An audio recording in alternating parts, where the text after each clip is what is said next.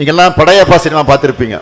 அதில் ஒரு காட்சி வரும், மாப்பிள்ளை அவர் தான், ஆனால் அவர் போட்டிருக்கக்கூடிய சட்டை என்னோடதுன்னு அதில் ஒரு டைலாக் வரும். ஒன்றிய வழக்காரர் அளிக்கிற திட்டங்களை மடைமாற்றி மக்களுக்கான நன்மைகளை கிடைக்க விடாமல் செய்கிறது திமுக அரசு அவர் பேசியிருக்கிறார். ஆனா உண்மை என்ன? குடிநீர் திட்டமா இருந்தாலும் சரி, வீடு கட்ட திட்டமா இருந்தாலும் சரி, மாநில அரசு தான் கூடுதல் பணத்தை கொடுக்குது. பிரதமர் பேர்ல கொடுக்கிற திட்டத்துக்கு 50% நிதியை மாநில அரசு தான் கொடுத்துக்கிட்டு இருக்கு, அதை செயல்படுத்திக்கிட்டு இருக்கிறோம். இந்த நிலையில எந்த அடிப்படையில் நாம மடமாற்ற செய்யறோம்னு உள்துறை அமைச்சர் குற்றம் சாட்டுகிறார். இன்னும் சொல்லணும்னா, ஒன்றிய பாஜக அரசு தான் தமிழ்நாட்டுக்கான எந்த சிறப்பு திட்டத்தையும் தராத அரசு.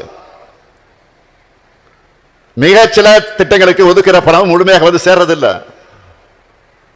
ஆனா உள்துறை அமைச்சர் அப்படியே பிளேட்டை திருப்பி போடுறாரு.